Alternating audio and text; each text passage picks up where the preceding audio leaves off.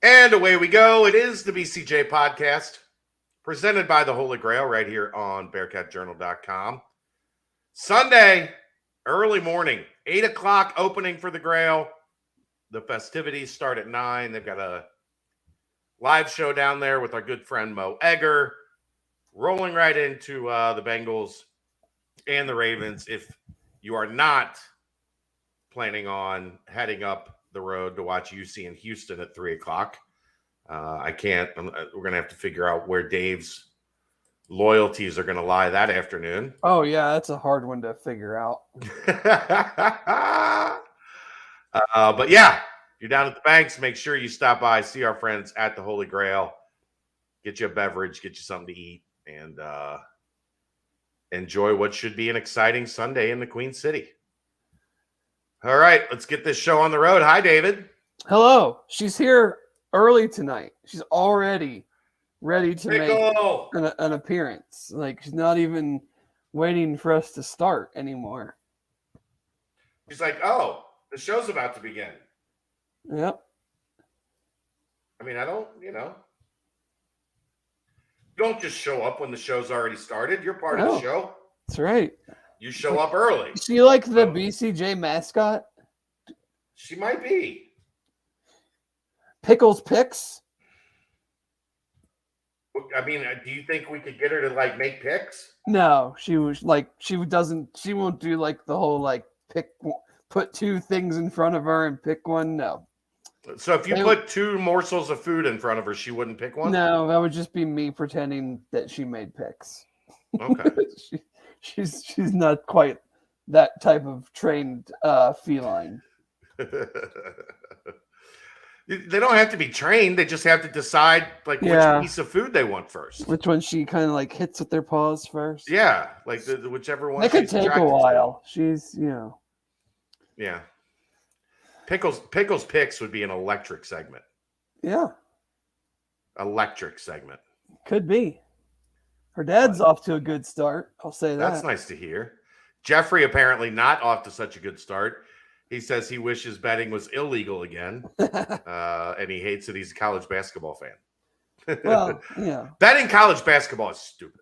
I had a good night last night, but in general, yes, it is. I mean,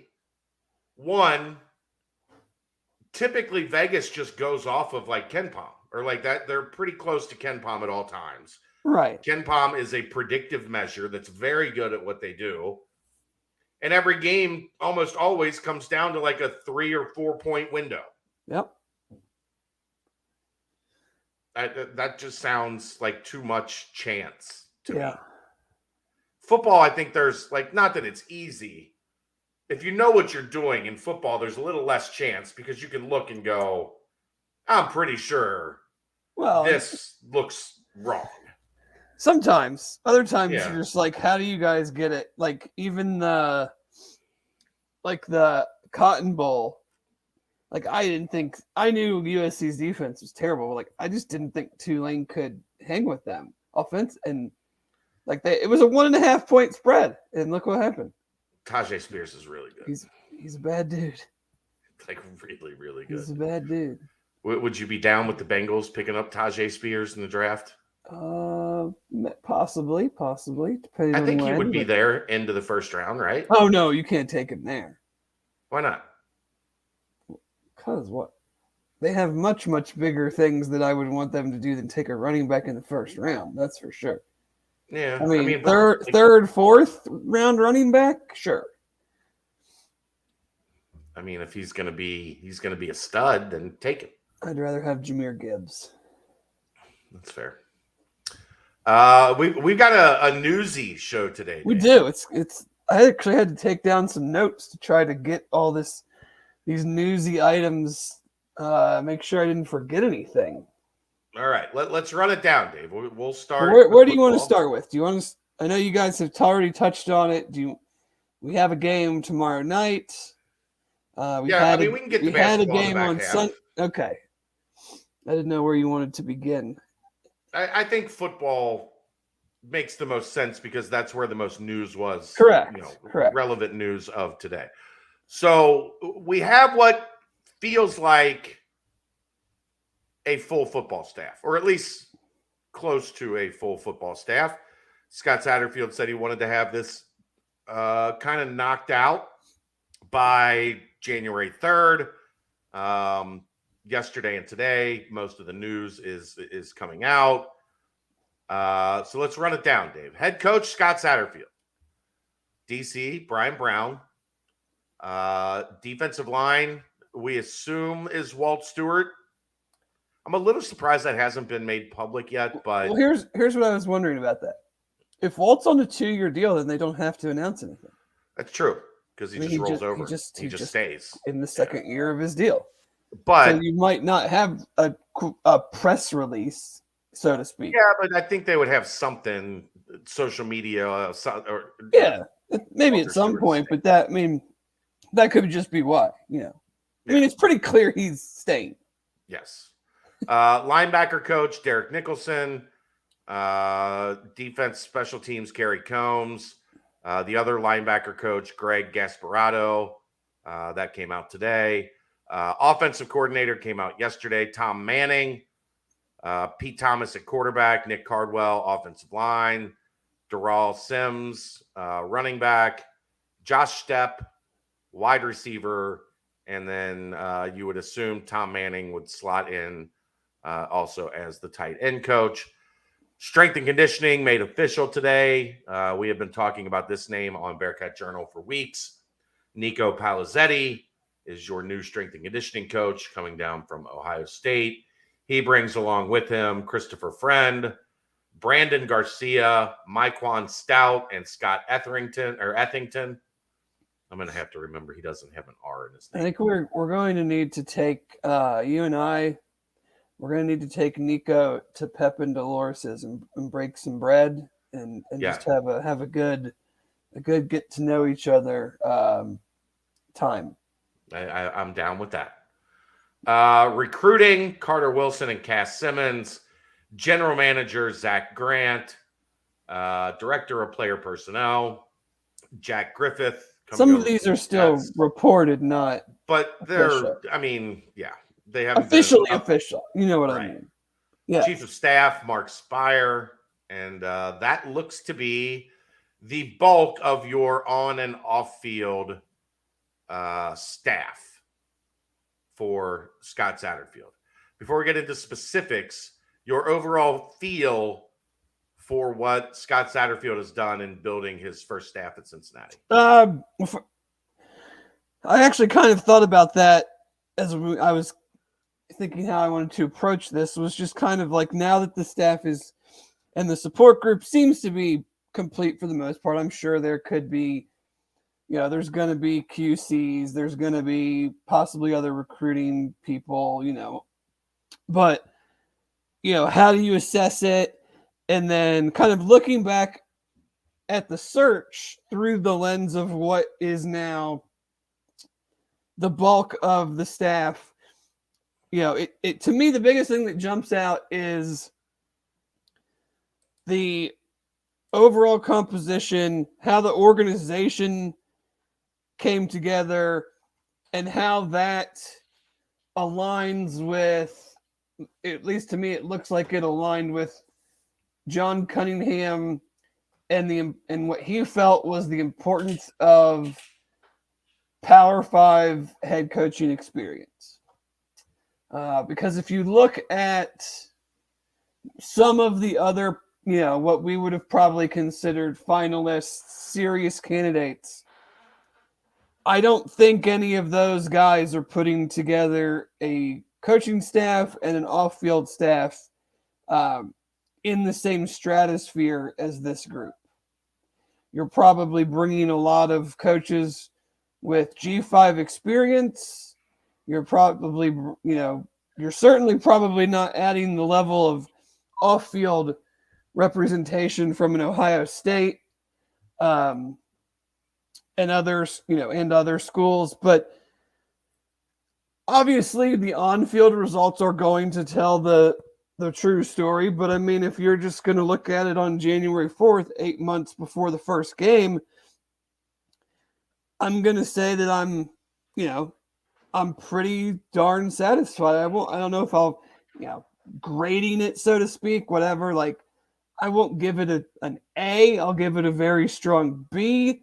I still have, when we were at the very beginning of all this, we talked about Ohio ties, and I said 3 guys minimum would make me feel okay. And I think you have that with Carey, with Walt, and now with Tom Manning from the Northern Ohio. Has recruited Ohio for Iowa State. I think UC's success, like when they first got to Iowa State from Toledo, they played in Ohio a lot more than they have recently. And I think that's a direct correlation to UC's success. Like they probably still were recruiting Ohio. They just weren't getting the same type of kids that they were getting before UC took their jump. And so, especially on the northern side of the state, he's still probably got all those relationships from high school coaching up there, from coaching at Toledo, from recruiting for Iowa State. If there's one little critique, I maybe would have liked to have seen one more of the assistants with a stronger vibe in Ohio. But at the same time, like, you've got to go where the players are. Yeah. Like 2024 Ohio, and especially 2024 Cincinnati, is not strong. There's 5 of the top. Now, rankings are going to change. But like right now, 24/7, 5 of the top 20 are from the Cincinnati-ish Dayton area. Yeah. Couple very, very high ranked prospects. So you're figuring those are probably like Ohio State kids. Notre Dame, Ohio State, right? And so, you go where you go where the talent is. You go where you have the relationships. And so, if I'm nitpicking a little bit, maybe one more guy with some deeper Ohio ties, but I would be being hypocritical because I said earlier that I would be satisfied with 3 guys out of the 10. Yeah, and the recruiting staff having a lot of, I don't know that, I think people assume like just because guys at Ohio State, they are strong in Ohio. I think you have a lot of guys, a couple guys that have touched Ohio State, but aren't necessarily like dyed in the wool like Ohio guys. No, Simmons is more of like a Texas, more of Texas ties, I think, than Ohio. Yeah. But I think that element of it is the organizational backbone part of it, not necessarily the I know this guy at this school. I know, like it's an all-encompassing thing of like these are the positions we need to function at a level commensurate to our peers, and these are the guys that we can get that we feel are aligned in what we're doing and want to be here and can help us move this thing in a positive direction. Sorry, me and Pickles are having a staring contest. Oh, she's going to win.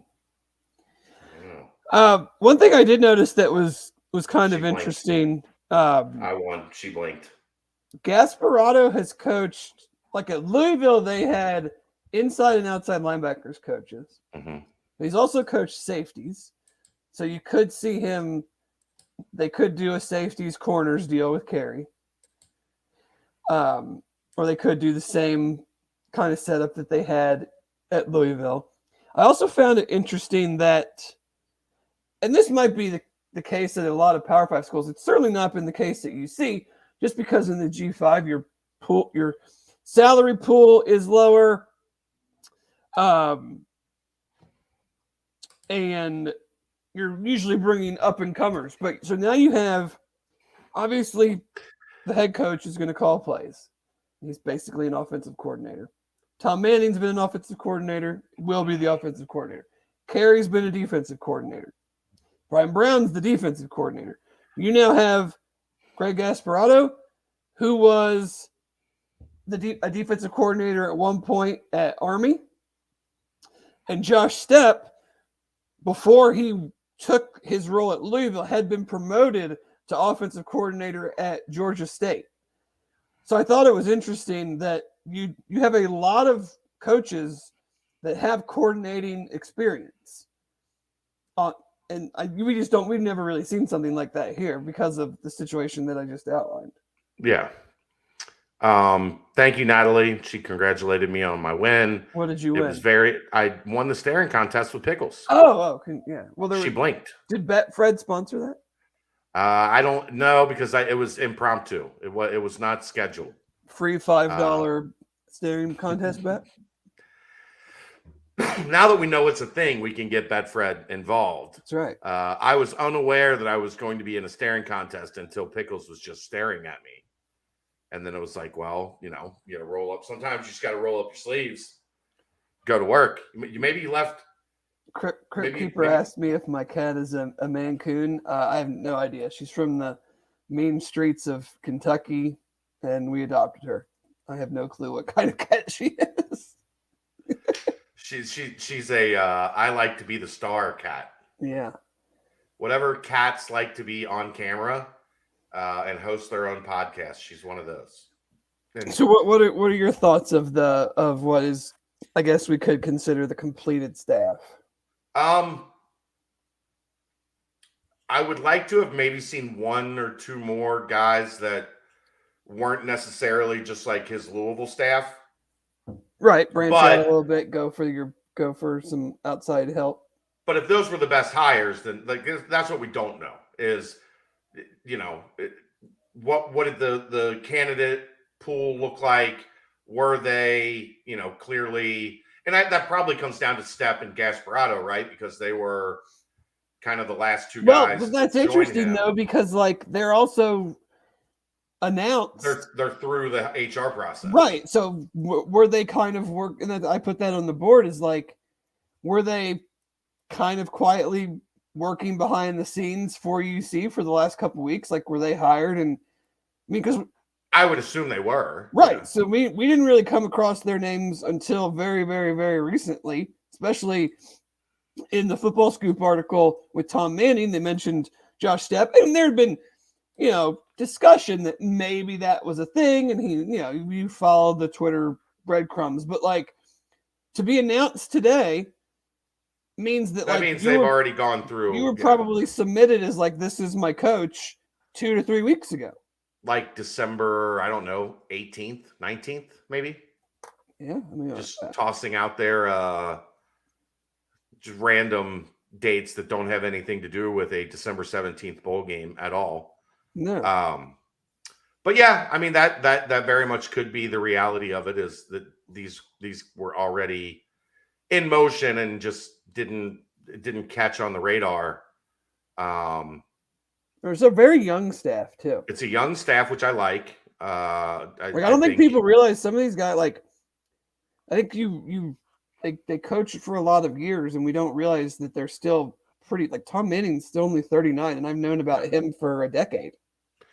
The Tom Manning stuff today on the board was just. Some people will look for any reason to be negative. Well, that's the world, isn't it? It's the world, yes. But you hire a guy that's 39. He's a recent. It wasn't like he was up for the Broyles Award in 2012 and 13. It was 20 and 21, right? Or 19 and 20, 20 and 21. 19 and 20. Yeah, it was very recent that this guy was considered one of the best assistant coaches in football. The situation at Iowa State, look, we know how that shit goes. Coach tanks a year, and sacrifices have to be made if he wants to make sure that he's got a job. Well, I just look at it from an outsider's perspective of I know who he is. I can do Google searches. I can do cfbstats.com to get an idea of but we don't know the intricacies of what. And so are you going to color the career of someone based off of a single season or of a body of work? And I'm not gonna. I can't look at 2022 and be oh, he's terrible, because they had one bad year. When I can at the same time look at 4 years as an O-line coach at Toledo, and then what they did with Breece Hall and Brock Purdy after they. Everybody knows that situation before they got there was one of the worst jobs in college football. Right. So, like, if you're going to sit there and go, well, look at the numbers from 2018, I'm going to go, yeah, because they didn't have any freaking good players. Right. Like, and guess what? They ended up recruiting and developing a bunch of good players. Once they got some good players and developed some players, they had good seasons. They had good offensive seasons. And then they lost those two main players, and other things probably happened. And in 2022, they did not have a good offensive season. Well, they had a quarterback that was inconsistent. Yeah, well, among other things, yes. But, like, if you're going to tell, like, if you just said, okay, you're gonna get an offensive coordinator, you're just gonna do a blind resume type thing, and we're gonna get an offensive coordinator that was in the MAC and their offense was dominant when they were in the MAC with Kareem Hunt, and they were the top 10 to top 20 rushing offense for basically 4 straight years, and then they got promoted, and they went to one of the worst programs in the country, and then once they got things figured out there, they, had some of the best teams in that program's history. And in between that, this coach went to the Colts, to the NFL for 1 year and developed a tight end room and had a former first-round pick whose career had basically tanked and turned him around into one of the best tight ends in the country that season and elevated the play of all the tight ends in that tight end room. And then he was thought so highly of that the coach that he used to coach for wanted him to come back.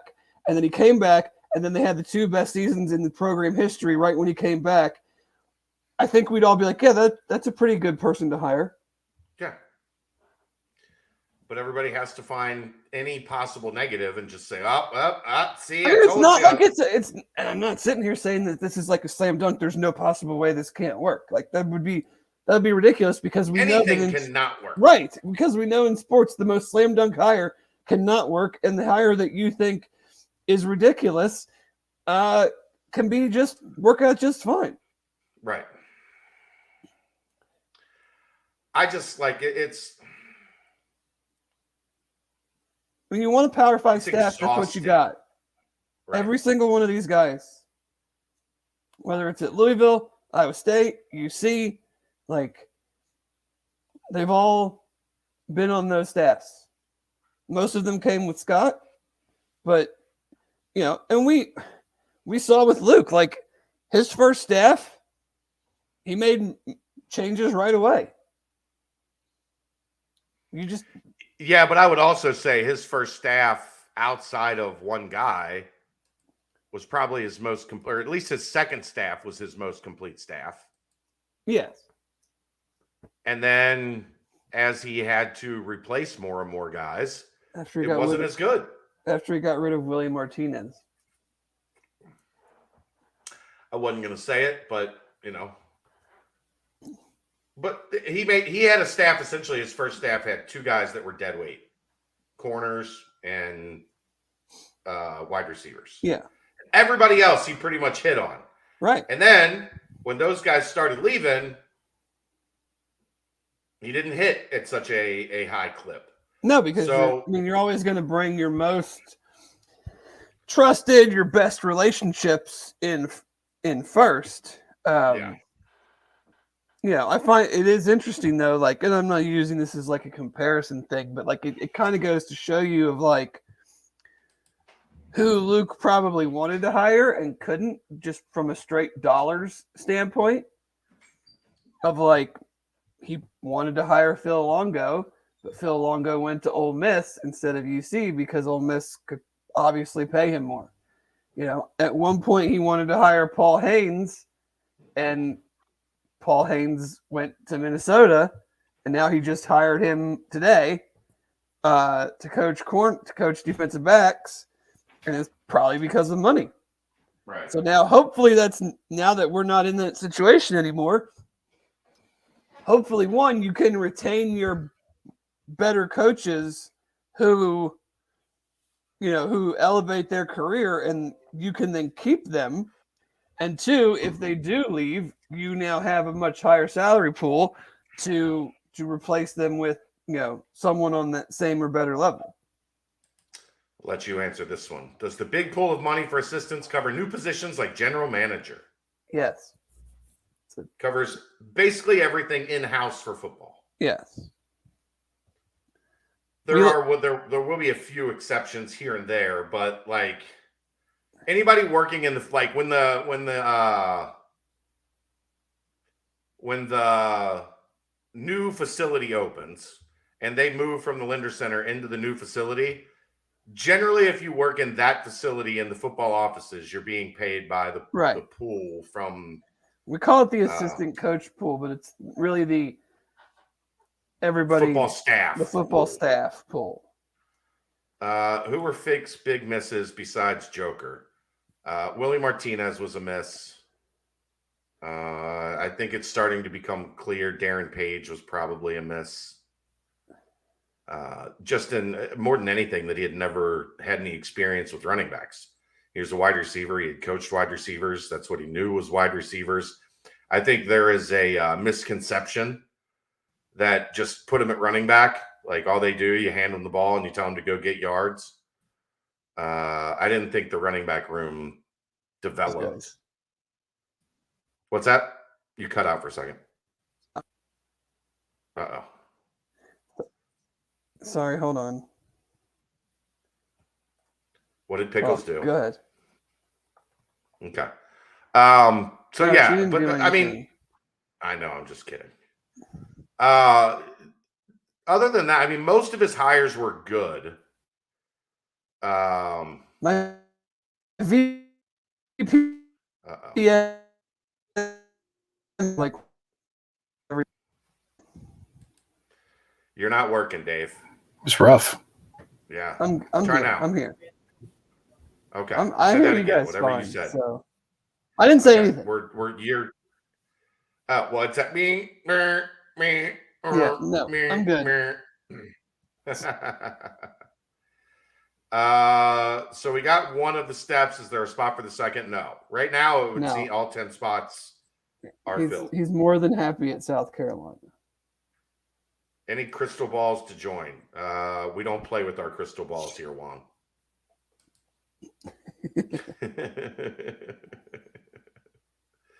The aliens are communicating with Dave. You did have a little bebop boop, bebop bop bop boop there for a minute. Yeah. You're back to normal now, though. That's good to hear. Wonderful. Look, the recruiting stuff, I don't know how it could have gone any better than what it's gone so far in terms of putting a staff in place. I mean, you've got guys that have worked, that have various multiple backgrounds working in different areas of talent acquisition. They have built in the NFL model what talent acquisition looks like now in high major college football.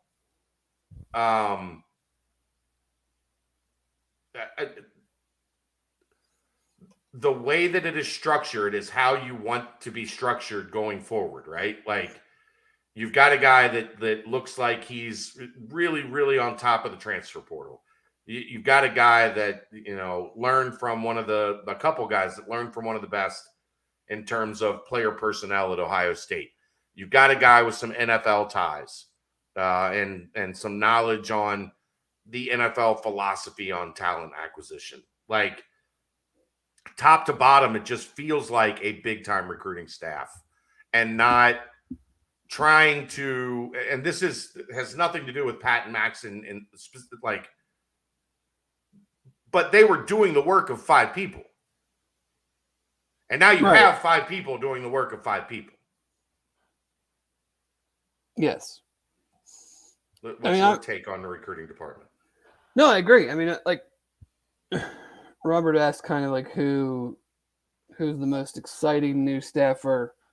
Mine would be Zach Grant because of the importance of the portal, and he's proven that at a program that has to use the portal like Western Kentucky did. And I'm not saying UC has to use the portal in that fashion, but he's proven that he can identify talent, get them to Bowling Green, and they can win games instantly.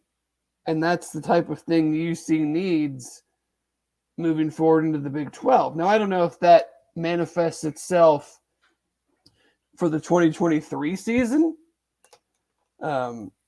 but like above any other coach, on-field coach, like I don't know. Like I've we've seen Scott Satterfield, we've seen Tom Manning. It's much harder to talk about like any of the new position coaches without being. We've seen what Brian Brown's defense can do when it's operating. Yeah, it was one season, so I mean, it was a very, very good season in several statistical categories. But I'd like to have a conversation or try to find out like where did this huge swing come from? Did you change philosophies midway through the season? Did you change philosophies going into 2022? Because those numbers were not there in 20 and 21 and 20. So, but just from a roster standpoint and how you have to manage things now, I mean, to me, it'd be Zach. I think I would agree with that just because he does seem to be on top of where the sport is going. And he does seem to give this recruiting staff a look and a feel that it hasn't had previously, where, like I said, I think Max and Pat did a phenomenal job, but you can't ask or expect two guys to do the work of five guys and continue to be, super efficient at it. Like there's going to be misses in there as time goes on. Just strictly like, you're not going to have, how frequently are you going to have, Darian Beavers and Brian Cook fall in your lap? Right. Guys that just were dying to come home, wanted to be a part of this, were under-recruited and developed into, surefire NFL guys once they got here. So I think with a guy like Grant, you're giving yourself that leeway of we are prepared for the sport to continue evolving and prepared for what the things are that come next, because we've got a guy that's out in front of it. I've always joked about on the basketball side, a guy named Matt Abdelmassi. Mm-hmm. I don't know where Matt is at now. He was, I think, at Nebraska. But Matt was a guy that he had transfer lists dating all the way forward to the guys that were still in high school. Right? Like, well, this guy's played on 3 AAU teams and he's already been at 2 different high schools. He's got people in his ear telling him to go somewhere that he doesn't want to go. That's a kid that is going to be on the transfer market 2 years from now. Right? Like a guy that was ahead of the curve. And anywhere he went, guess what? They were super effective and productive in the transfer market. And this is before the portal days, because he had the best understanding of, this is where this is going and this is how I get ahead. Let's get to this. Thank you, Richard. Thank you, Richard. Satterfield has about 2 more weeks of not bringing in good transfers from the portal. I disagree, because other newly hired head coaches are already killing it in the portal. And he has reason ABC for why things are slow. If the portal closed, like if you were not allowed to get any players after the next week or 2, sure. You know what I saw today, Dave? I saw like 10 all-conference guys go in the portal today. Yeah. Like this is not slowing down. No, you have 2 more weeks to get in this, to enter into this window. But that doesn't mean, again, we have to make sure people understand, that doesn't mean you have to be committed when the window closes. No, you just have to be in it. You can decide whenever you want. And grad transfers can jump in whenever. Yes, they can. There's no window open. There'll be another window in April. Yes. So, do I think they need to do some work here in the next 2 weeks? Yeah, I do. But again, I don't get caught up in transfer portal ratings, because I don't think that system is developed yet. I think it's very flawed. Yeah, I mean, I kind of just look at because it's tough to tell. a lot of offers go out. How serious? Same thing. It's like with any recruiting. Like, how serious is it? If guys are taking visits, obviously that's more serious. I just don't know how, like we talked about in the past. So you have a 4-star SEC player, and he hasn't played for 2 years. He hasn't really played. I mean, maybe he's seen mop-up duty here, there, whatever. Right. And he enters the portal, and then they give him a transfer rate. I'm like, how can you do that? He hasn't played. Right. So are you just saying like he's still a 4-star? I don't know. I agree though. Like, they have to get some more guys, and I think also like we see some of these teams are like a lot out, a lot in. I don't think UC has quite the necessarily available spots to just like grab like 25 transfers. I think Justin had a thing up yesterday that I don't have any reason to doubt that the number, they're in like the 12 to 15 open spots range. Like on top, like that's counting the ones that they've gotten already. Yeah. Okay. So yeah. Which would make sense. Like you had 11 freshmen. Now you've got 5 transfers. That's 15. They were planning on taking a full 25 to begin with. So like there's 10 already. You've had a couple that you didn't expect to go into the portal or declare for the draft, whatever the case may be. So yeah, you're looking at 10 to 15-ish open spots that they have to fill. Yeah, 24/7. And obviously this probably isn't everybody. Well, like they list 22 guys going in the portal today. Yeah. And like I said, there were a number of them that were like starters, second team all conference, like guys that made an impact at the school that they were at. Oh yeah. I think, we're at a point where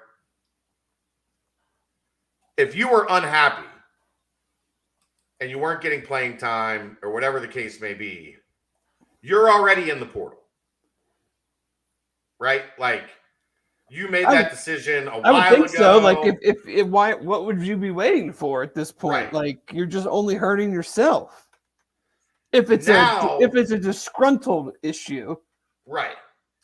Now we're looking at guys that are asking themselves, can I do better? Can I do better? Can I go get the bag? Or do I see the writing on the wall? Like I might not be disgruntled. I might be totally happy here, but like the cold hard truth is like I'm not going to play. Well, but what I'm saying is those guys are pretty much already in the portal. I don't know. I still think there's some not going to play guys that are jumping in. Like, I mean, I know a wide receiver from Tennessee, like pretty good player, went in the portal today. Like, I just think he realizes he's probably not going to play a ton. Yeah, I guess my point there being those conversations have happened already at most places. And then you're just deciding, what do I need to do? Like, what's best for me? Right. Richard's just going to pay us till we keep talking about his question. I guess we said without getting even better talent on the team, we could be looking at 4-8 and 5-7. We could be, but like it's January 4th. Like I can't assess the talent on the team when I don't know who the team is. And I can't say that there's no more good players left in 2 weeks, which is what your original question was. In 2 weeks, if they don't have everything they need to be done, then you're going to deem it a failure. Corey Kiner entered the portal in April. Yeah, I don't think that's accurate. I think there will be still plenty of opportunities to get good players 2 weeks from now. That's all I'm saying. Natalie and I are on the same wavelength, apparently. Good work, Natalie. You read Dave's mind. Or Dave stole what you were thinking before you typed it. I didn't see her say that. Well, I'm saying she was typing and she manifested it into your brain. No, I think it's just like I agree that there needs to be more talent added to this roster, and even if there is, it still could be a 4-8, 5-7 season. Yeah, I mean, I can't assess like I mean, you're probably looking at five starters that they've added, or 5 very, very heavy contributors. But I don't know if that means that they're good starters or that it makes them appreciably better. I mean, that's stuff that we'll get a better idea of in the spring, and we'll get a better idea of in fall, summer. But like right now, they just need to add more offensive linemen. They need to add wide receivers. They need to add DBs. Yeah. Once I see what those things are, if they even happen, then we can give a much more defined, judgment on ultimately whether it was successful or not. Ultimately, what we're saying, Richard, is we agree with you, but there's not a window on if it doesn't happen in 2 weeks, it's not going to happen. Is what I think we're trying to express, because there's still plenty of time left. Like, the other thing is, you're going to have to let these new recruiting guys get in and start to do their work here.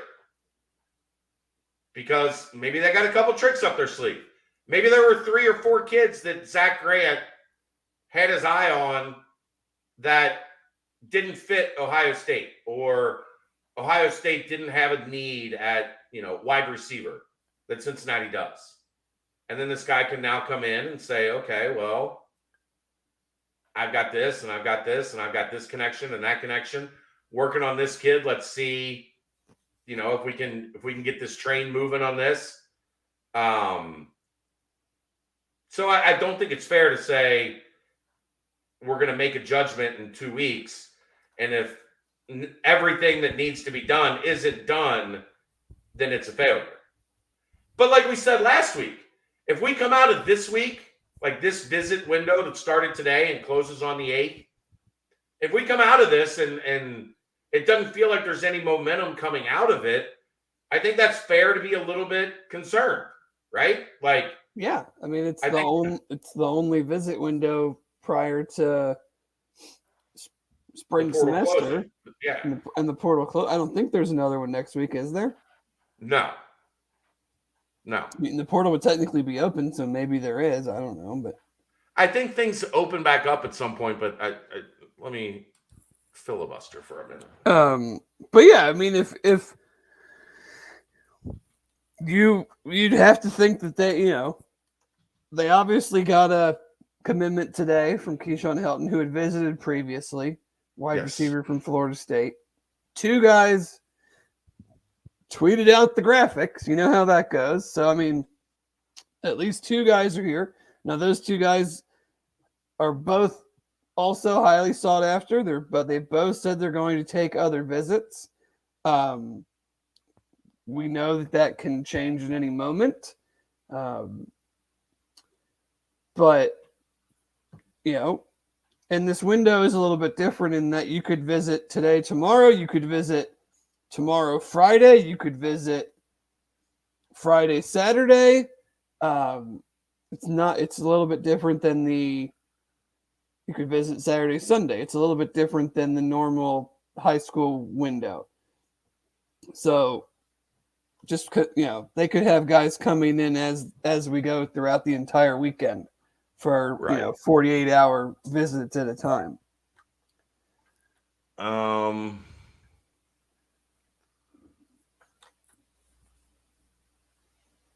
Do you want to help with recruiting, Pickle?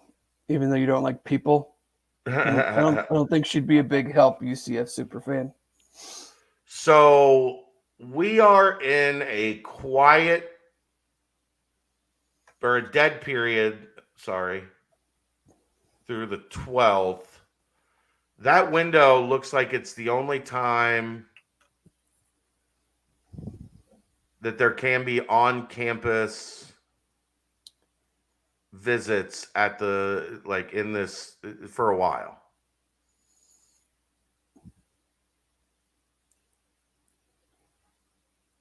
All right. Yeah. Sorry, I'm just looking over. No.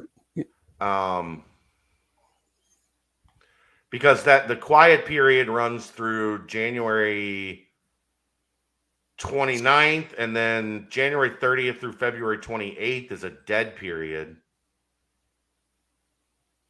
A quiet period. It's permissible to make in-person recruiting contacts only on the member institution's campus. So I'm wondering if like the 12th through the 29th is a quiet period, because it says the dead period is December 19th through January 12th. And then it lists quiet period until January 29th. So you potentially, the way the calendar is written here makes this a little confusing. Yeah.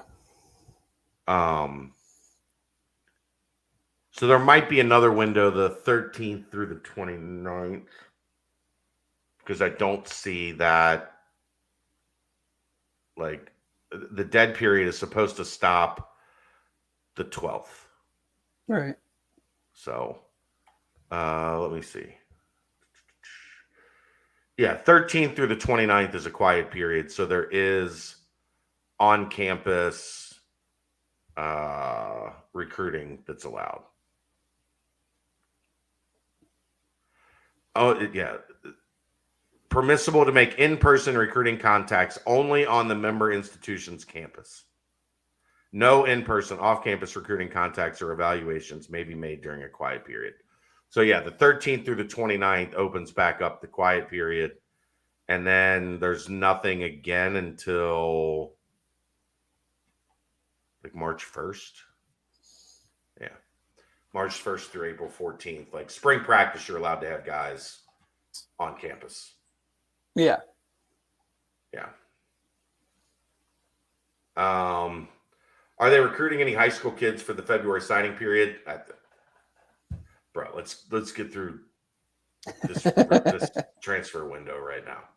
Probably. I mean, I think it's safe to say that they're probably some, but who knows? Yeah, that's such a small pool to choose from anymore that it's hard to really get a good feel for. You're just not going to really know unless a new offer goes out that hadn't been offered before to a kid that is not signed, or there's actual visits. Obviously, there's the tight end from California that was committed to Louisville, didn't sign. He's supposed to be deciding this weekend, right? I guess. U.S. Army game on Saturday, or whichever one of those All-Star games is still going on. Those seem to have I remember them being much more of a big deal 10 years ago than they are now. Well, yeah, because the early signing period just kind of eliminated all of, I just meant in the guys that played in it and the buzz around it. Not so much not so much the declarations, but But the declarations are part of what made it exciting. And now commitments have also gotten stale. We need to bring back having dogs wearing outfits and live alligators at commitments and all that type of stuff. Look, everything's a production now, right? It's not like it used to be. Those were kid had a live alligator. Yeah. And now everything's televised. Now it's boring. And it's boring. Don't you want to get good ratings for your televised commitment? It's just good enough now to be on somebody's YouTube channel. Yeah. I remember the days of puppy bulldogs and alligators. I want to go back to commitment videos. I like commitment videos. I want to go back to just the hats on the table. Well, they've been doing the hats on the table for the video announcements. Now it's now you do the video announcement and you unzip your hoodie. At the end, you're in the gear of the team that you pick. Yeah. Quiet time. It's quiet time. I'm getting my blankie stuffy and taking a nap. The funny thing is, quiet time is not quiet. Quiet time is very loud because that's when kids are on your campus. Yeah, it's a bad name for. You can't go see them. Yeah, but they're on your campus. That's more important than going and seeing them, I think. Oh yeah. I'll let you handle this one, Dave. This is up your alley. Any new info on Big 12 schedule and reasons for delay? A couple weeks, and no. The reason for the delay is easy. I don't know if that's. I mean, we'll see if that. I've been told that to expect something in a couple weeks. Yeah, and the reason that it didn't happen when it was supposed to happen is because now Texas and Oklahoma might be leaving a year early, and that changes the dynamics of just creating a 2-year, this is what it looks like 1 year, and then it flips for the next. That's probably out the window if they're leaving, because that changes the dynamics. Darren is right. Peyton Barber had quite a commitment. Yeah. Peyton Bowen, whatever his name was. Peyton Bowen, yeah. Committed to Notre Dame, decommitted to Notre Dame, committed to OU, then committed to Oregon, and then a day later committed back to OU. I disagree with that. Texas, I think Cincinnati will see Texas and Oklahoma in 2023. I would be surprised if they didn't. That is kind of, from what I've heard all along, that has been the quote-unquote punishment in 2023 for Texas and Oklahoma, is that they're going to each play all 4 incoming teams as a, financial boost to those 4 incoming teams. Right. So each one gets 2 of them at home, and the other ones would get the other one at home. We shall see. Yeah. Would Cincinnati receive any of the Texas OU buyout money? Absolutely not. Yeah, I don't know. I wouldn't think so. I don't know how that all is going to go down. Well, they're not going to be in. You're not like the teams that were new to the American did not get any of the Big East buyout money. But those teams were not also still in the conference when the other teams joined. So I do wonder if they would get something. I don't think so. I mean, I think the other schools are going to say, this is our money. Oh, I don't disagree.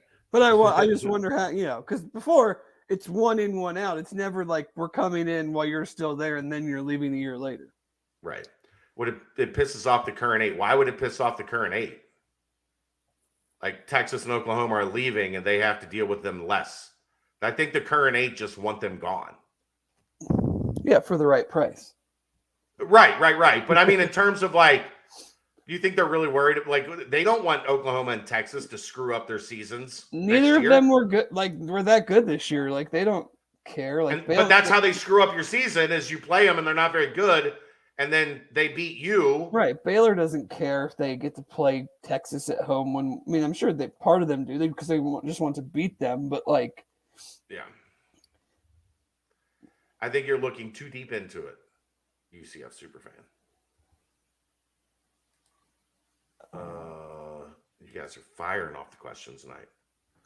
Is that a burn on us and a benefit to us? Kind of, I guess. Like, I don't know. I think it's the conference doing what they feel is best. Like, okay, you guys are new. They're on their way out. You guys get to play them all once before they leave. Are we getting into basketball tonight? Yes, we are a little bit. In a little bit. You don't have to be done talking, UCF superfan. You've been very sensitive lately. Very sensitive. I don't know what, I don't know that the remaining 8 teams are going to be that upset not seeing Texas and Oklahoma on their schedule. I think they're going to be like, let's get down to business of playing the teams that are in this conference long term. I guess my point there is there's no novelty for them in playing in Texas and Oklahoma. They've been playing Texas and Oklahoma forever. Right. Most of them have been sick of Texas's shit for... Yeah, they just want to beat them. They don't... It's not like it's a thing to get to play them. Right. So...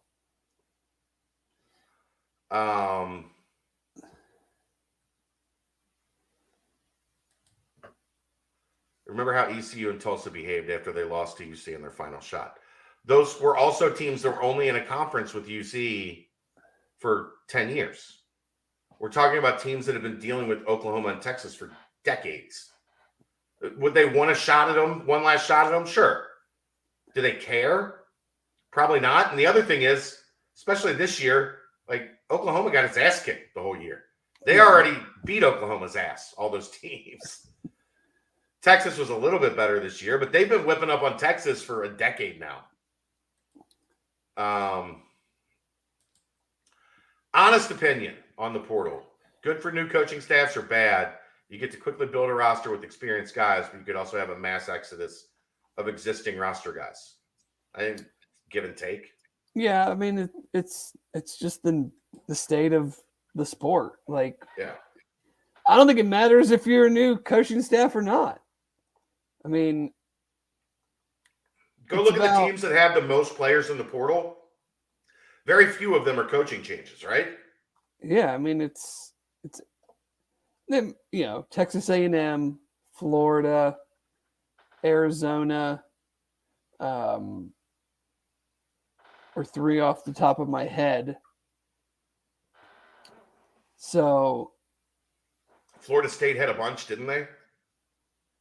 They've had like several out, several. I mean, they have like 8 in, probably like 12 to 15 out. Yeah. So, I mean, it really is kind of give and take, and I don't know if it necessarily is a good or a bad thing for a new coach. I mean, I guess it's a good I would look at it as like it's a good thing because under a normal coaching change, you're going to have guys leave anyway. Right. And before, you couldn't replace them with similarly experienced players. You had to just replace them with as many freshmen as you could.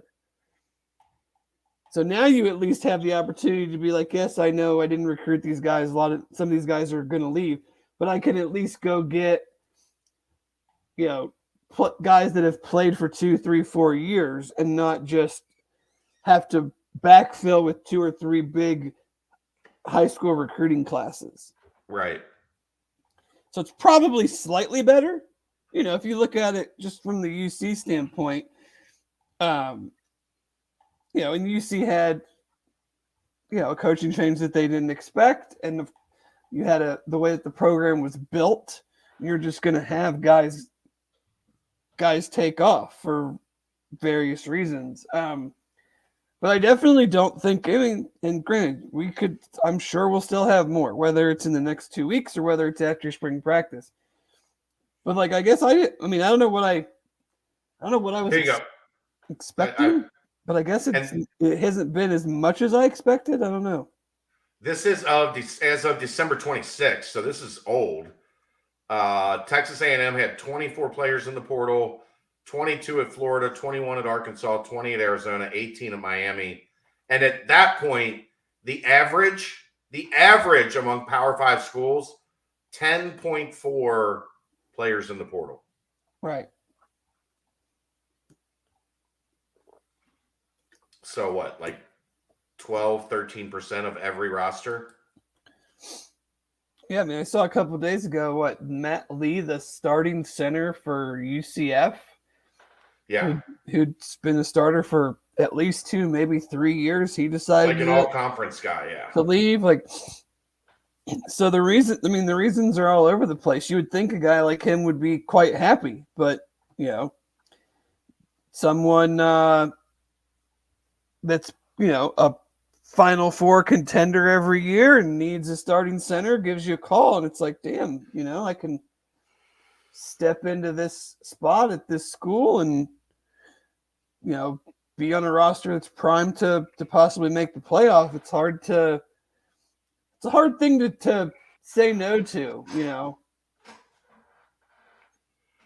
I do think UCF superfan, and talking about UCF, they had a good amount for no apparent reason. He said, I think after the second year, like, you're going to see even more of this, right? Like, coach has finally settled in. He's starting to get a lot of his guys. It has become apparent. If you were recruited by the previous coach and stuck around, and then you have not really done anything yet, like you're out of there. Yeah. I think you're going to see a lot of that. So, if you're a junior that was recruited by the previous staff and you haven't played, time to go. Mm-hmm. Time to go. And remember, now we're getting in, 21 and 22. Now there are 2 classes that don't have a COVID year that are starting to stack as things get back to normal and we get out of this world where everybody had 6 years to play 5. Mm-hmm. So the urgency is going to ramp up even a little bit more with some of these guys. I don't know. I don't have a whole lot else left on football. Do you? No, I mean, maybe you'll get some info this week. Maybe not. I'm trying as best as I can. Oh, I'm not saying it's not for lack of effort. I know. I'm just saying.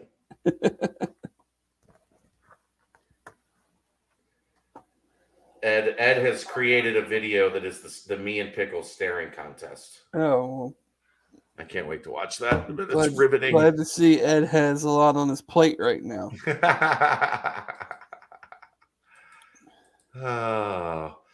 I guess that brings us to basketball. Yay! We're going to have different takes on this, I know.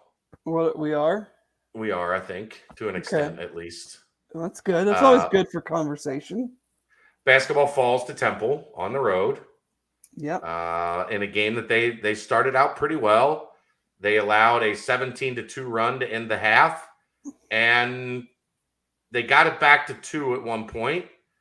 And then Temple hit 3 threes on their next 3 possessions, pushed it back to 9. And that was pretty much a wrap for the Bearcats. They got dominated on the glass. They lost the rebounding battle by 18. They did not shoot it particularly well, I would say in large part because they did not move the basketball particularly well. Assists were low. It was their second true road game, and they did not look a whole lot better than they did in the first. For this team to accomplish anything near what we think they can accomplish, which is 11 or 12 wins in conference, the reality is they're probably not going to beat Houston at home. I think that's probably a safe not. Assumption. Memphis at home is going to be a challenge.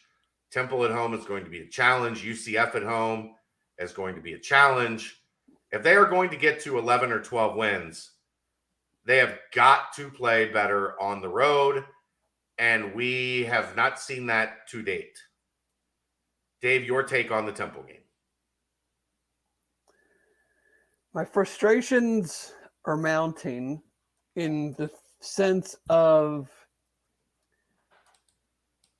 I'm seeing, to my eye, like a lot of the same stuff that, to me, like I'm starting to wonder, like, we talk about the roster, we talk about the talent, like everything has to do with talent. I understand that. But when you keep doing a lot of the same things over and over again, and you do them against a team that has a similar level of talent than you, like, you can't just be like, well, we just don't have a very good roster. Well, neither do they. Right. So that's going to be where I think our points here are a little bit where they hit a fork in the road a little bit. In that, I think you're right that they are similarly talented to Temple, especially when Temple has Battle and Dunn both play. And when they have had those guys playing, they beat Villanova, they beat Rutgers. When they have been shorthanded, they've lost some bad games. That's why they're 7-7. Right. That is not necessarily a good Temple team. I'm not saying it is. I'm saying it is a Temple team with pretty much equal talent to this Cincinnati team. And for 27 minutes, Cincinnati didn't play well enough to win. And when you're equal talent and you're on the road and you don't play your balls off, you're going to lose. And that team did not play its balls off on Sunday. Right. So I guess my question is like, why not? And why are, whether it's offensively, defensively, rebounding, like the same things keep happening. And you can, like, we can sit here and say, like, well, okay, well, who else are you going to play? I understand that. And you can say, like, well, they're just not that, they just don't have a roster as talented as we hoped or that we need to. But, like, part of me is going to go, like, yeah, that's understandable, like, when they were jumping into the Big East. And I would accept the fact that we're just totally outgunned. And so you're going to make mistakes and you're probably going to have the same issues over and over again because you're just that much at a talent disadvantage. But, like, you play NKU and Temple on the road and you just throw up these just massive stinkers and you got guys doing the same crap that they've done in every single loss and in some of the wins. And, like, I'm just, like, kind of at a loss as to, one, why, and two, what do you do to fix it? Because, like, why would I think at this point, regardless of what our opinions are of the conference, that these guys are going to win a single road game? Yeah, I mean, you would hope when you play the bottom of the conference, like, your talent is better and you win the road game. Like, they should. But the talent has to play like the talent is for longer than 15 or 20 minutes, or it doesn't matter. I agree. Like, if you're just going to continuously take garbage shots and not run any offense and not attempt to get to the line and just let teams that aren't good rebounding teams push you around. Like, if Houston did that to us, I'd be like, yeah, they're one of the best rebounding teams. That's kind of what I expected. But a guy who doesn't even rebound the ball got 16 rebounds and we got 24. Like, when have you ever seen one player almost get the same amount of rebounds as the whole other team? Not very often. I'm guessing Trey Scott probably did it in that stretch where he had like 20 rebound nights, like for a month, for 3 weeks or whatever it was at the end of his senior year. So I mean, like, I don't want to be like talk out of both sides of my mouth because I understand like this still isn't that great of an overall roster. Like, but at the same time, we're not in the Big 12. We're not even in the Big 10, the ACC, or the SEC. Like, we're in a bad conference. I think the biggest problem is when you look at this roster, especially without Rob and John,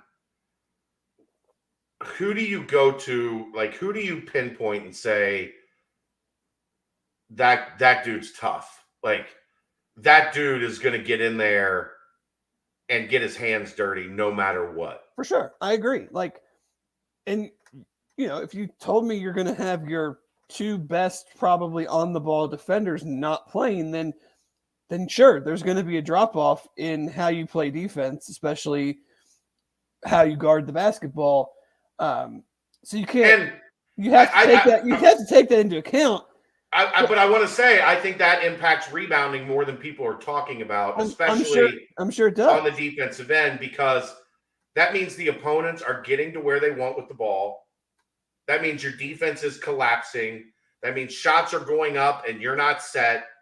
And it creates a scramble for a team that doesn't have a natural rebounder. We talked about this. At the same time, though, like, you don't get doubled up on the glass because you don't have a natural rebounder. You get doubled up because you have no one that gives a shit about rebounding. I mean, not wrong. Like, or you have a bunch of guys that are out of position because they don't give a shit about rebounding. If they defensively, you're constantly scrambling because you don't have anybody that's actually a good defender. Also true. I mean, like, if you go back and watch, for most of that 30-minute stretch, Temple just got to wherever they wanted with the ball. Battle done. Like those guys off the bounce got what they wanted in terms of I'm getting here and then I'm going to pass or I'm going to drive. I'm going to dump it off. There wasn't a whole lot of resistance. And we have praised David DeJulius for his defense of late because it's been very, very good. I didn't sense that level of tenacity from him on the road. Did you? No, I mean, did you was the Miller guy in the first half just basically walked him down at least one time. Yeah. Just ISO'd, walked him down and shot a 4-footer over him. Right. And that's just one instance. But I mean it's and indicative of when Dave you're not being 6'2" and 6'1", and you're not expected to 6 be foot, like 5'11", whatever. Everybody's out of position in that regard of like Dave is not expecting to be one of the main guys to carry the load offensively, and then now also have to turn around and be the only guy who gives a shit on the other end of the floor too. You're asking him to be your best player on both ends of the floor. That's a bit much. Yeah, it's not realistic to every single night to be able to carry that weight for the entire team. Right. I get I guess my frustration comes more in the continuation of the dumb stuff that you would think they know that that's not winning basketball, but we keep doing it versus like not being able to score or letting the other team score. Like that's going to happen. Guys are going to get hot. Guys are going to get cold. But it's like, we know we're not winning when we do this, and yet they're still doing it. Yeah. Like the inability to consistently on the road move the ball. They revert to isolation on the road. Like the minute things go wrong. And I get there were 4 or 5 shots in that Temple run that they have been hitting with regularity. Like they drew up the play worked, they got the look, the ball didn't go in. And then Temple goes down and scores. And they come back down, you get another good look, doesn't go in. Temple goes down and scores. And then it is human nature at that point for guys like a Dave or a Landers. We all know how JD is about this. All right, fine, I'm going to do it myself. And then that doesn't work. And then that's how an 8-0 run turns into a 17-2 run, right? Like 6 8-0 runs, that shit happens. You miss a couple shots, they make a couple shots. Like, you can have a 7-point lead, go to a 1-point deficit. It's not killer. That's 3 trips. I mean, that's nothing. Right. That's a minute and a half of a game. Right. But if you can't stop the bleeding for the last then all of a sudden 8 minutes of the first half. Right. Then all of a sudden that 7-point lead is an 8-point deficit. And everybody's pressing. And they have to stop. Like they have to trust, because we have seen enough now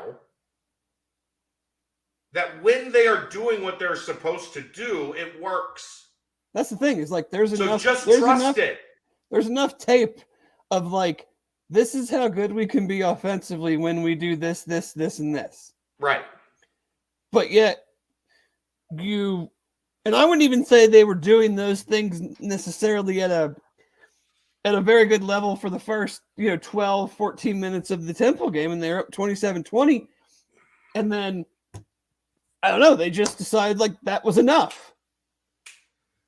Yeah, I think it was more complicated than that, but I get where you're coming. No, of course it was, but it was like, why do you just all of a sudden, after doing these things almost the entire game against Tulane, you did them the entire second half against Xavier, you did it for almost all of the game against Arizona, and then you're just like, nope, now we're just going to make one pass and shoot the ball with the guy right in our face for 5, 6, 7 straight times down the floor. So I think what that gets to is still trust in each other, right? Like, because when things do go to that stretch where we talked about, where they had 3 or 4 trips where they got good looks, they moved the ball, they got a good shot, they got to their spot, the ball doesn't fall, and then the trust breaks, right? And it's to me, just keep doing it. That says there's deeper issues then, because there's one new guy in that. Yeah, there's. I mean, Landers Nolly, Dave, JD, Vic, Micah. Well, Vic's a new guy. Vic didn't play at all last year, really. I mean, he's been around.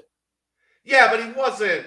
He played. Throw the ball to Vic and get he was bad in conference play last year. Yes, well, they all were bad in conference play last year. Sure. But you know what I mean? Like, it's not like we've got this influx of starters that are all. No, I think that's my biggest concern on. It's like, why would there be trust issues when most of these guys have played? Well, because it didn't work last year. Like, the trust wasn't built last year, is my point. The trust that if we keep doing this, it's going to work does not carry over from last year, Dave. It didn't work last year in any way, shape, or form. Well, it ain't working now either. I mean, it is at home.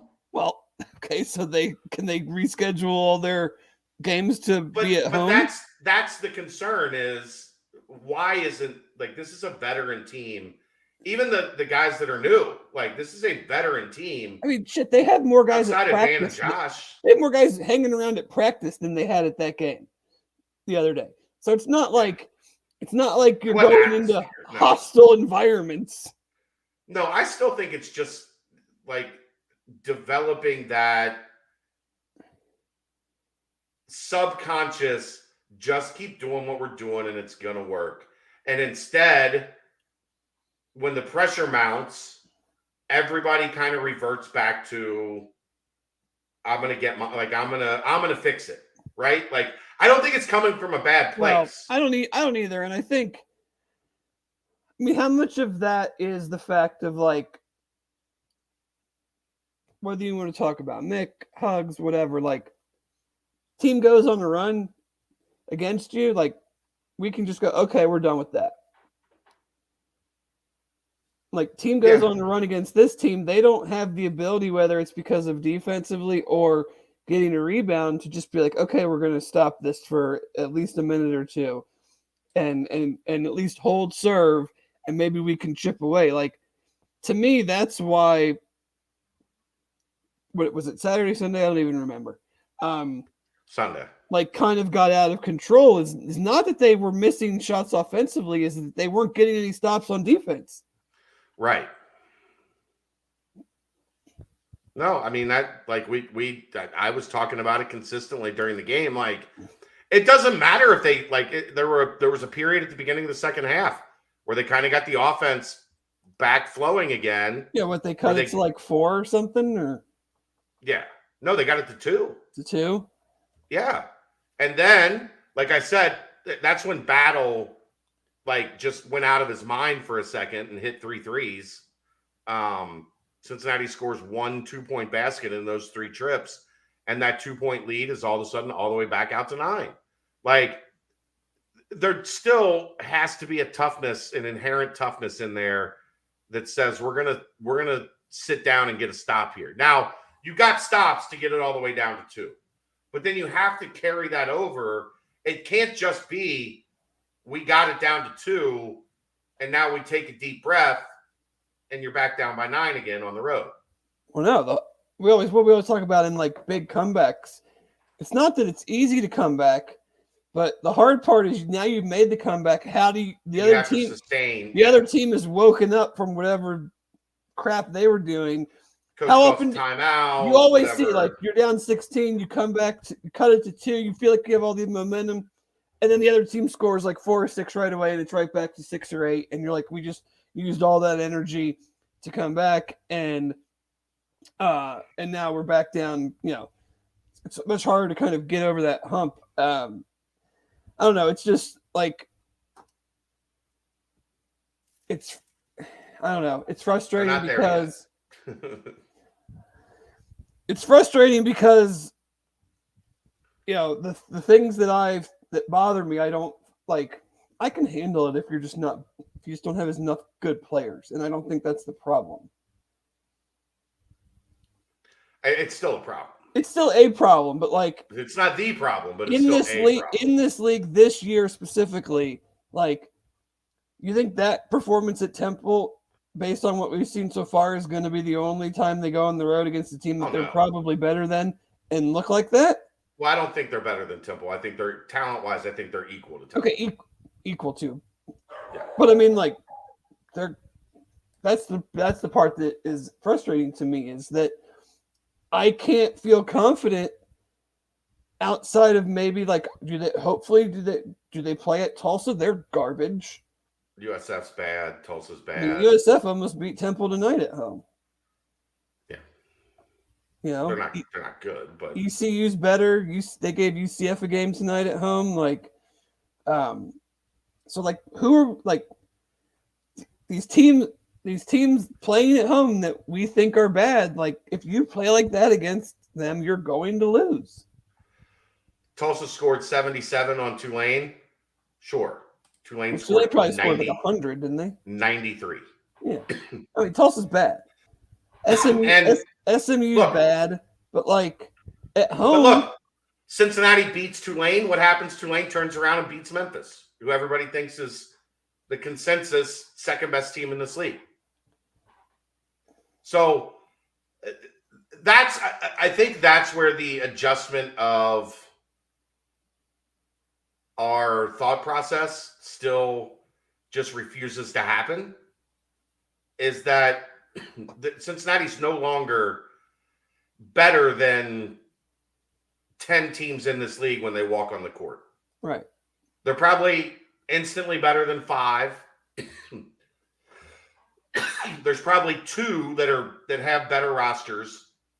And then there's 4 or 5, whatever, Tulsa, Temple, UCF, maybe one other in there, that it's going to be equal. And if you go out there and let the other team out-rebound you by 18 and let a guy that averages 4 rebounds a game get 16 rebounds, like this is the part that makes people furious. At what point do you say, this slapdick has 8 rebounds? Somebody don't let knock it the fuck off. Somebody, like, that's always what there's been, right? It's like an aberration like that is going to happen in games. But at some point in time, you got to come to a timeout. Well, I mean, that's like if a guy averages 4 points a game and he's got 14 in the first half, the coach is going to be like, somebody want to guard this guy? Like, he's clearly having the night of his life. I mean, you guys want to check him? You're just gonna not even that. But sometimes a guy just scores. Like, sometimes a dude just hits a bunch. Like, you let him get going early. He gets 6 or 8 points in the first 10 minutes. Now he's feeling it, right, and he puts up a 25-point game. That's basketball. You know how much effort you got to do to get 16 rebounds? Right. At some point in time, isn't there somebody that's like, this motherfucker's not getting another rebound? Be it on me, be it on him. This dude who averages 4 rebounds a game is not getting another rebound the rest of the night. I mean, and nobody did that. It's easy for us to sit here and talk about it and say it, but like, who are the dudes? When I talk about we need to go get a dude, who are the dudes? This stream has never been G-rated, UCF fan. It's why we are not part of the 24/7 podcast network. The BBP stream is sanitized a lot of the time. This one, not so much. It makes you wonder if Wes is even seeing it during games. Do you not listen to Wes in the post game? I think he's seeing it, but I don't think there's a whole lot he can do about it. There's some level of like personal responsibility. That, but and just like, I mean, are you not listening? Do you not care?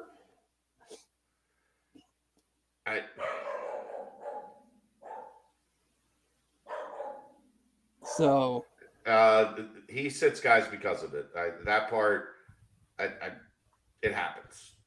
But you also have to understand, right now, with Rob and yeah, I mean that's the thing, is especially at the guard and wing spots, like you don't have anybody else to play at the big spots. Vic gets 2 fouls. You're in trouble. Yeah, so tell him to stop fouling. Well, like the first one, it was dumber than shit. Like he's got to know better than to get a rebound, a defensive rebounding foul 20 seconds into the game. That is going to fuck up the entire flow of the game. He does need to know better, but he does it almost on a regular basis. Where he's cut it out. At least one where you're just like, come on, man, you know they're going to call that. Right. Whether it's a guy driving in and he reaches in, and whether you got all ball or not, like, you know what's going to happen. What's going on with Sage? He's just not. I think they wanted to find out if he was physically ready. Think about the way that Tulane and Temple frustrated Vic, and they were physical with Vic, and they got Vic off his spot, and they sped up his feet. We talked about this on Sunday in the nightcap. That teams are just reverting back to last year's scouting report for Vic. And even though he's better, they're still giving him problems because they're not letting him get comfortable. And if that's happening to a guy with as much upper and lower body strength as Vic, imagine what it's going to happen to Sage at, 210 pounds or whatever he is. I guess Wes said last night, I didn't hear it. I guess he said on the coach's show that, there could be medical redshirt options for Sage. So you're getting to that point where if you play him, you will burn those medical redshirt options. So I think, a decision has to be made there.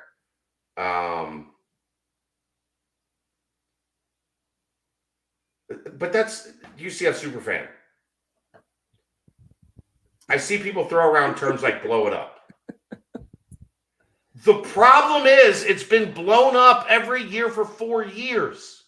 They've turned over more than half the roster every year for 4 seasons. What does that accomplish? It doesn't help you.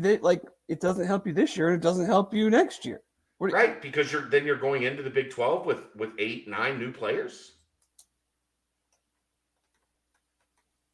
I mean, it just like blowing it up. I know it sounds like if you just start playing, we'll just play it out like a very generic way. If you just start playing like a bunch of the young guys, then you're going to have a very bad year this year, and no one's going to be happy about that. Yes. And then the older guys who still could come back next year are probably not going to come back because you just benched them in an effort to get young guys experience, and the result of that is probably lose more games. So the older guys are like, well, you just bet me over because you feel like I'm not good enough, and now you've got to worry about the future. So those guys aren't coming back. The younger guys maybe got more experience, but how much does experience really help you against Tulsa and ECU and USF when you're jumping up to the Big 12 next year? And so then you're probably bringing in 8-ish new players into your first season of the Big 12. That does not seem to be a winning formula from my vantage point. I mean, I guess what? People look at Iowa State did that with TJ Otzelberger. They brought in 8 new guys or whatever it was in his first year. And they've had some success. But I mean,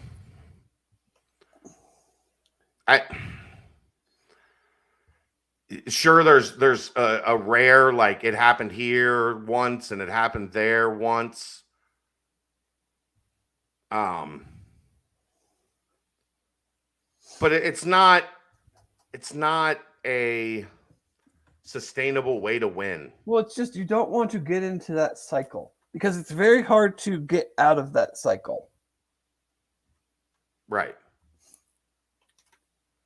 Like it's very hard to do the things that you need to do to have sustained success if you're always integrating and add, an entire new roster. Right. Yeah. It just doesn't. At some point, you have to say, this is who we are, and we're going to build it, right? Yeah. I mean, you hope you have some nice pieces that are young guys this year, and you hope you have some nice pieces that are young guys next year. And I think, you go back and you look at Mick in the Big East. You had the JUCO class that had Deontay Vaughn. Deontay Vaughn was a foundational piece. And then you add the Rashad Bishop, Biggie McLean, Darnell Wilkes, Larry Davis, Alvin Mitchell, that group. And they were the next layer, right? Alvin Mitchell. Alvin left. He was a dog. He had some dog in him. It was a poorly trained dog that would bite you. But then, you add Yancey, Cash, and Dion. Oh, now we're starting to move in the right direction, right? And then you add SK and Park and Lance and that crew. And now, Bishop. Because you're building the right way. No, Bishop was in the second class. Bishop was in that class with Larry Davis and right. Biggie McLean. Darnell. Right. And that was the group that ended up being the Goon Squad in large part. Bishop was a starter, but those were all the second team guys on that team that first made the tournament. Yeah. And that's because you gave them time. They developed. You built your culture. They grew into leaders. And you added talent around them. Is it different now because of the portal? Yes, clearly it is. You just don't if you're not winning at a high clip, you just don't see guys who are content in their roles like those guys were. Right. Well, and those guys had all put so much sweat equity in getting the program back that they wanted to see it through. Still, right? Yeah, I agree, but still, like a guy like Larry Davis nowadays would transfer down a level and go get 20 a game. That's fair. And that's fair. That's and instead you had a valuable piece coming off your bench, and that's I don't know, I could be wrong, but it feels like you just don't see a 3-4 year guy who's cool with that anymore. Once you get the right guys. Well, that's right. But I mean, but we see how many guys are in the portal. So, right. It's just a different vibe. Like it's a different vibe to have a Jermaine Sanders. It's a different thing to have, a Darnell Wilkes. Those guys are. But if you build the culture, you can do it. You can. Right. It's you know how harder. You don't build the culture? You blow it up every year at the first sign of adversity. Oh, for sure. Because those guys need time to grow into their playing abilities. And if you push them out because they're not good enough as a freshman, then there's no way to build to a level of a guy that turns into a sixth or seventh man that you can trust and know what you're getting on a nightly basis. I mean, Natalie brings up a great question, and it seems like it's been out of sight, out of mind. Like, what the hell is going on with Hensley? Unfortunately, I don't think he has enough skill on offense, like natural skill on offense at this point, to be a guy you can leave on the floor for long.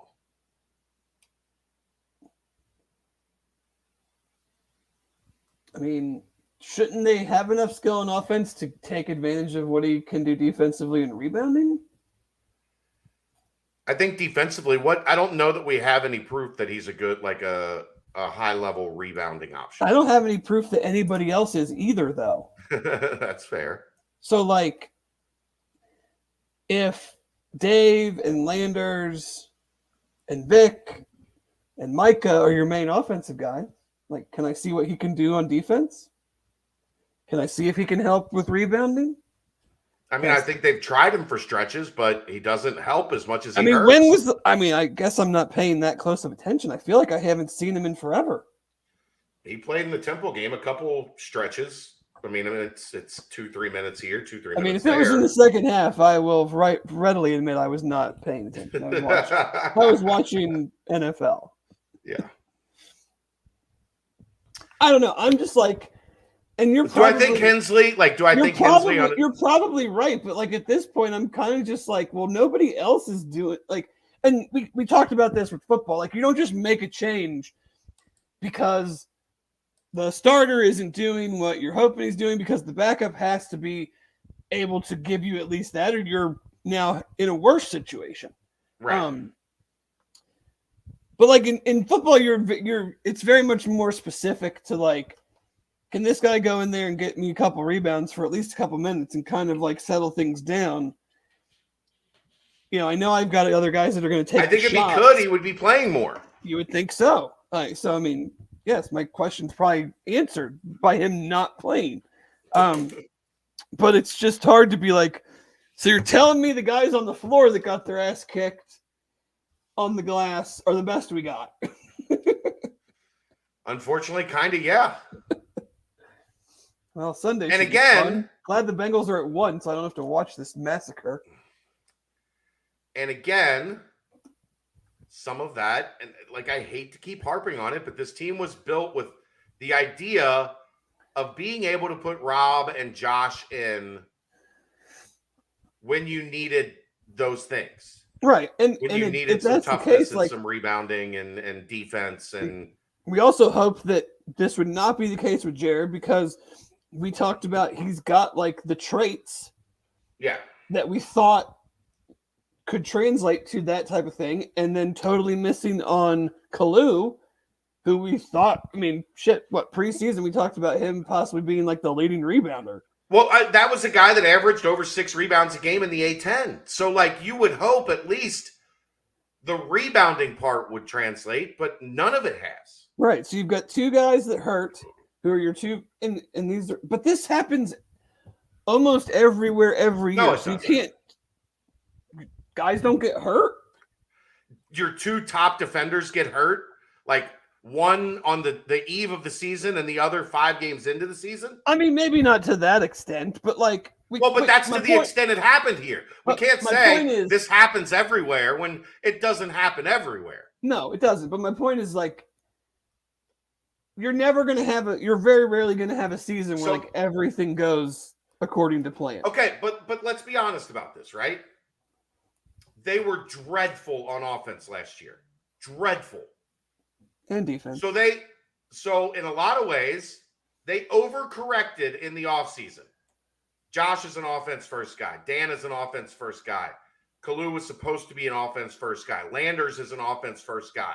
They added, and then Sage and Rob were the other additions. I'm fine with that, though, because like for how many years did we talk about, like, yeah, we can win games, but like you're not going to go far if you can't score. Okay, let me finish my point, though.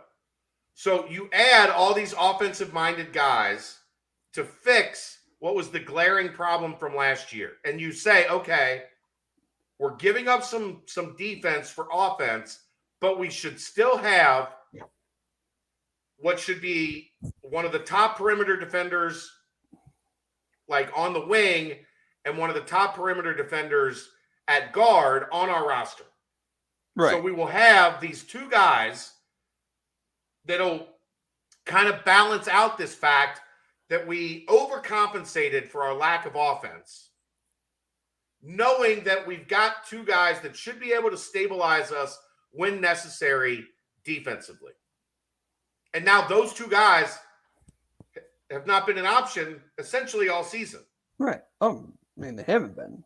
It changes all of that. Now you're demanding, as you're trying to find a new identity. What have we talked about a lot? Like, it didn't feel like this team had an identity.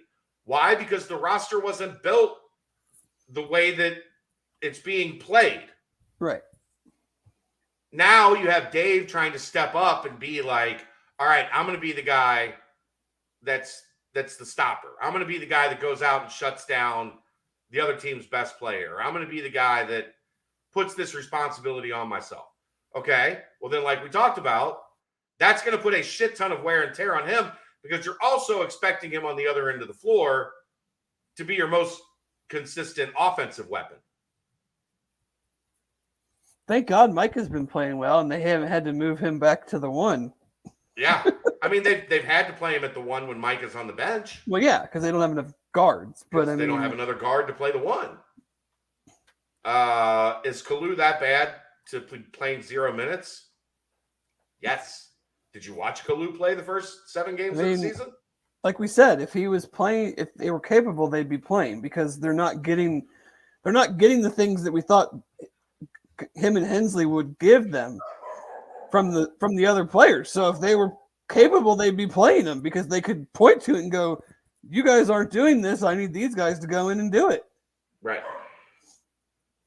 They're just in a weird roster spot right now, where what they built, 1, because of the injuries, 2, because Kalu's not working or hasn't worked. Like, maybe there's a great redemption with Kalu as this season progresses. But from what we've seen so far, he's had 3 coaches' DNPs in the last 5 games, and the 2 games that he played were essentially coaches' DNP. Right? Like, so, John, again, if they felt Kalu could grab 5 minutes, he would be playing 5 minutes. They don't feel that he can. Is that right? Or like, maybe it's wrong. Yeah, I mean, it could be totally wrong, and they need to play him more, and he could give them something, that they're not getting right now. But they don't. But from when they did play him, he was terrible. He was one of those guys that in 30 seconds, your only reaction in 30 seconds of him on the floor is, you got to get him off the floor. He was like Mamadou offensively, but he didn't make any of the shots. Right. Like, when Mamadou went in, you're like, God, if he touches the ball, it's going up. But, I mean, some of the times he'd actually make them.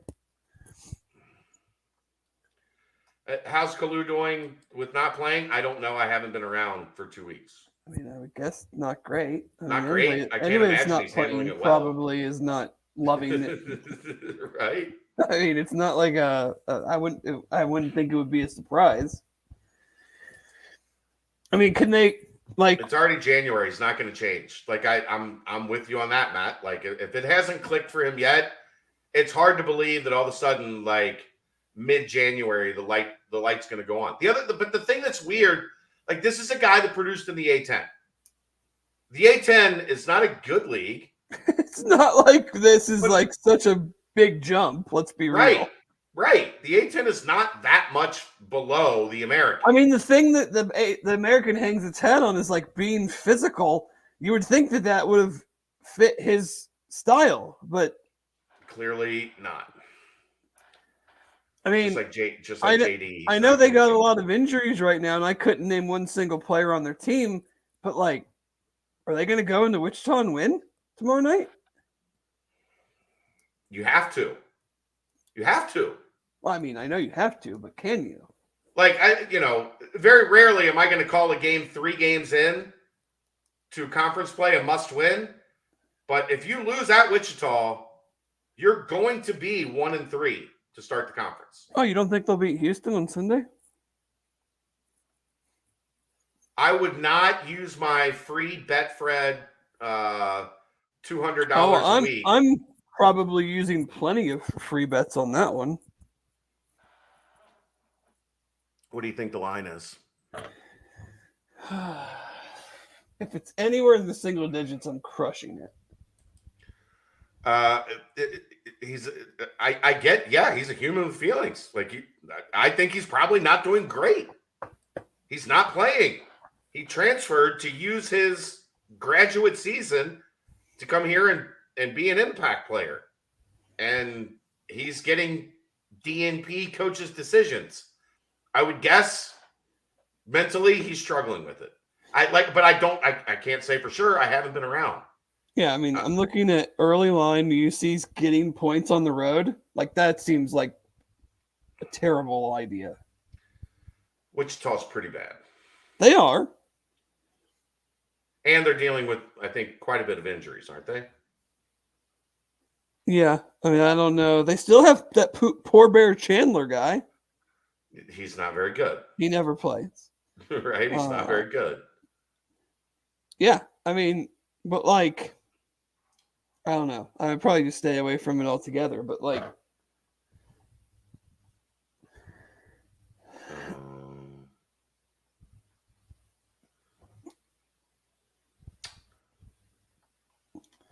I'm looking at Brent's novel. Jaquan Walton has an ankle injury.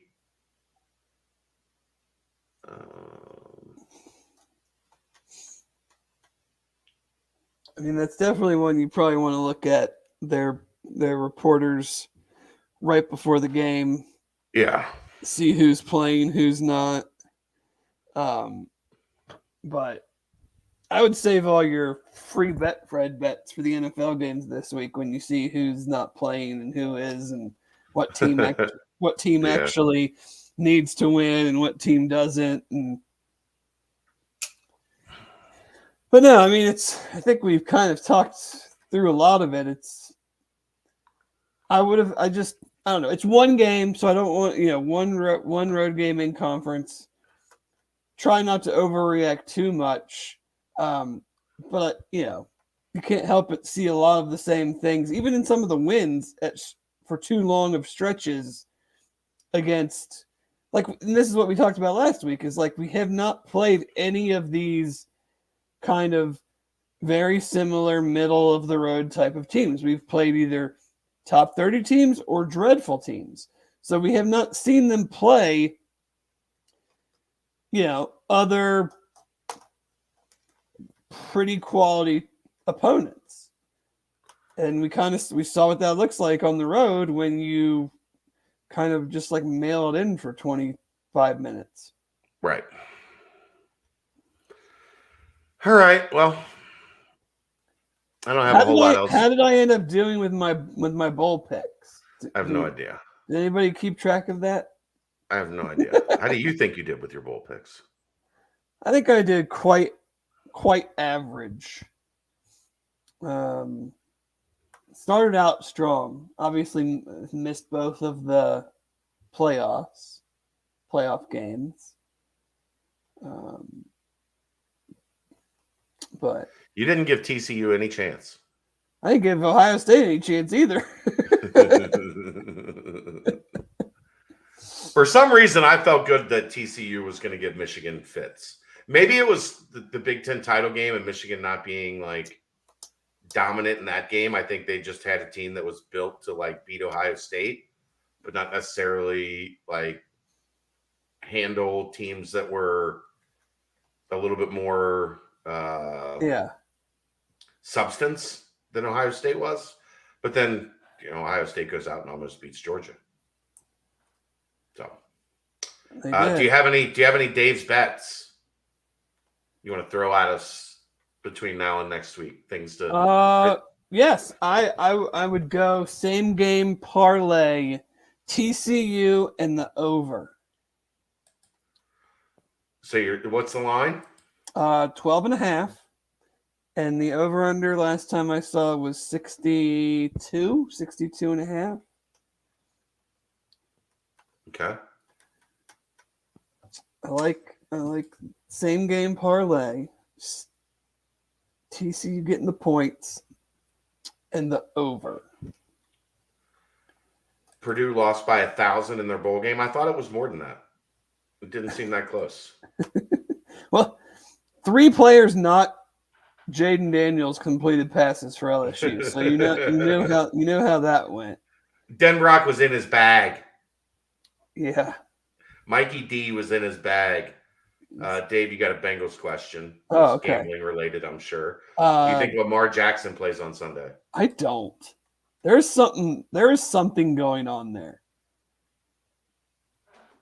Whether he is more injured than, or he just won't play because he doesn't have a contract. Right. Either he's more injured than they originally thought, because when he got hurt, the initial prognosis was 1 to 3 weeks.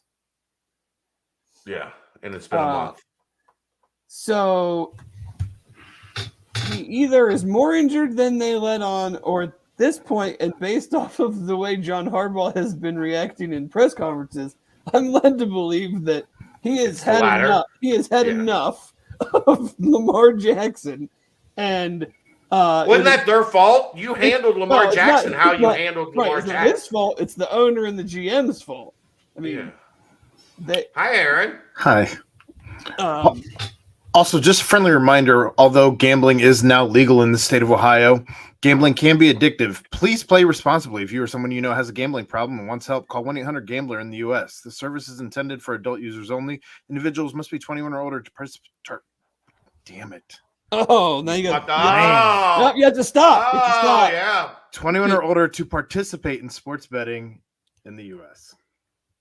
So close. So close. Yeah. Too much time off. Too much betting. I'll see you guys later. Yeah, so and if you want to take advantage of our Betfred promo, there you go. He did not practice today. No, he did not. And John Harbaugh was asked about it and made a comment to the effect of, I'm worried about the guys that are here and whatever. So,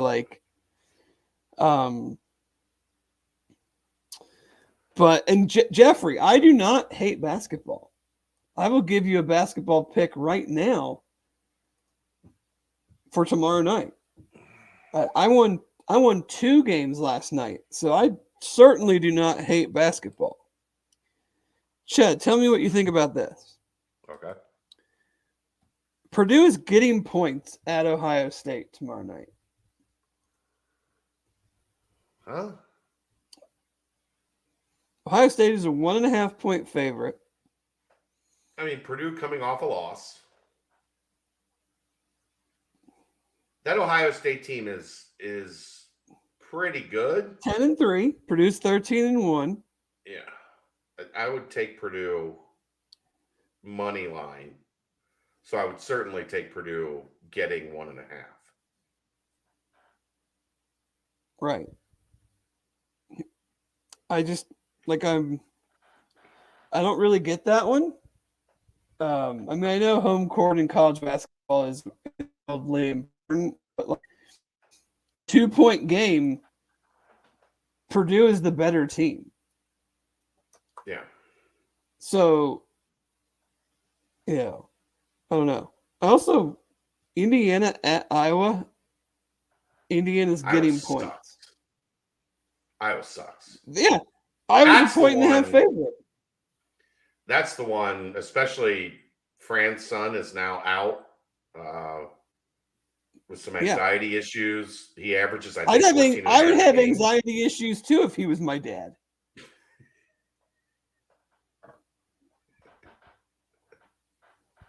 Aaron, you got a disclaimer for that? That's if above Fran my McCaffrey's your dad, seek medical attention. Above my pay grade. We're going to need you to have disclaimers on tap. You're just going to have to come up with disclaimers for everything. If that's the case, I'm still looking for one from Indiana last year in Thanksgiving dinner. Good God. We need a best of album.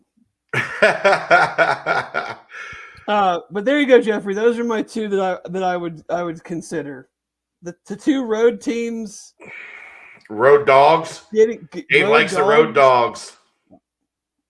Yep. All right, there you go. That's our Dave Betts segment from our good friends at Betfred Sports. If you sign up now, they're still doing their start of gambling, sports wagering in Ohio promotion. When you deposit $50, you get $111 credited to your account. And then for the next 5 weeks, you get $200 of forgiven bets. You have to make the bets, and then if you don't win, it's basically a free bet. The money you back make in the your bet, account. and if you lose, you get the money back. You get a free bet like credit to then go use again, because you can't then withdraw that $20. Like they don't give you the money back. Right. Dave's faves. You like that, Dave? Natalie, we are we're into this is Dave's fade season. Everybody on here Dave's won't like faves with a V. I thought you said fades. I was like, no. Dave's faves. Dave's faves, Pickles picks. And then if necessary, we can just change it to Dave's fades. Well, fade Dave's. There's one team that I start fading this time of year. Easy. That Purdue one is rough, though. I did hit on Iowa State and Temple tonight. Good job, Jeffrey. Appreciate you. All right, let's get out of here. Pickles. Sorry, Pickle. I said the S. There you go. That's my bad. There you go. Bad. Sorry, Pickle. That's my bad. Say bye. Don't get mad at me. We're going to see you next week, I'm sure. I think they play on Thursday again next week, so we'll be back here on Wednesday night. All right. Hopefully I can, at some point around that time, be planning to bring my wife home. So that'd be fun. Yeah, it would be. But that's going to wrap it up. Thanks to producer extraordinaire Aaron Smith. Thanks to Dave Simone. I'm Chad Brendel. Get down to the Holy Grail this weekend. We'll see you next time. It's the BCJ podcast right here on BearcatJournal.com.